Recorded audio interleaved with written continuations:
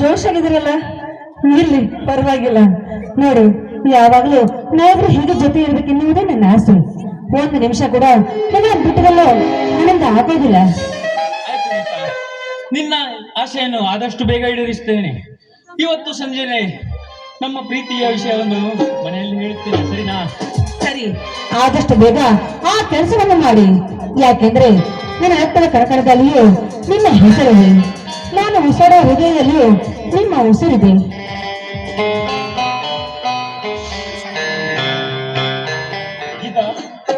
ನೀನು ನನ್ನನ್ನು ಅಷ್ಟೊಂದು ಇಷ್ಟಪಡುತ್ತೀಯಾ? ಅದನ್ನು ಹೇಳೋದಕ್ಕೆ ಶಬ್ದವೇ ಸಾಲುತ್ತಿಲ್ಲ.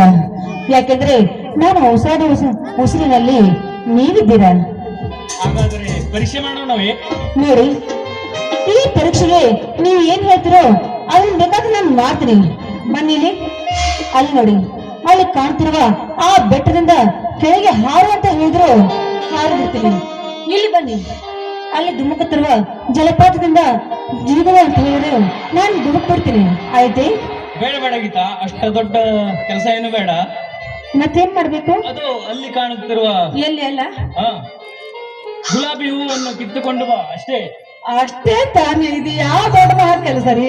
ಒಂದ್ ನಿಮಿಷ ಬರ್ತೀನಿ. ಹಾ ಹಾ ಹಾ, ಇದು ಗೀತಾ, ಹೂ ಕಿತ್ತುಕೊಂಡು ಬಾ ಎಂದರೆ ಚಿಕ್ಕ ಮಕ್ಕಳು ಕೂಡ ಕಿತ್ತುಕೊಂಡು ಬರ್ತಾರೆ. ನಾನು ಹೇಳಿದ್ದು ಹಾಗಲ್ಲ ಕಣೆ. ಮತ್ತೆ ಯಾವ್ದು ಹೆಂಗ್ ಕಿತ್ಕೊಂಡ್ ಬರ್ಬೇಕು? ಮತ್ತೆ ಯಾಕೆ ಕಿತ್ಕೊಂಡ್ ಬರ್ಬೇಕು ಹೇಳಿ? ತೆಗೆದುಕೊಳ್ಳಿ ಈ ವಸ್ತ್ರವನ್ನು. ಹಾ, ಹೂ ಕಿತ್ತುಕೊಂಡು ಬರುವಾಗ ಈ ವಸ್ತ್ರವನ್ನು ನಿಮ್ಮ ಕಣ್ಣಿಗೆ ಕಟ್ಟಿಕೊಂಡು ಬರಬೇಕು. ಬಂದು ನನ್ನ ಕೈಯಲ್ಲಿ ಹೂ ಕೊಟ್ಟು ಕೆನ್ನೆಗೆ ಮುತ್ತು ಕೊಡಬೇಕು, ಹಾಗೆ ಅಪ್ಪಿಕೊಳ್ಳಬೇಕು. ಇದು ನಿನ್ನಿಂದ ಆಗತ್ತಾ? ಅಯ್ಯೋ, ಈ ಪ್ರೀತಿಗೆ ಆಗೋದಿಲ್ಲ, ನಾವು ಮಾತೇ ಇಲ್ಲ.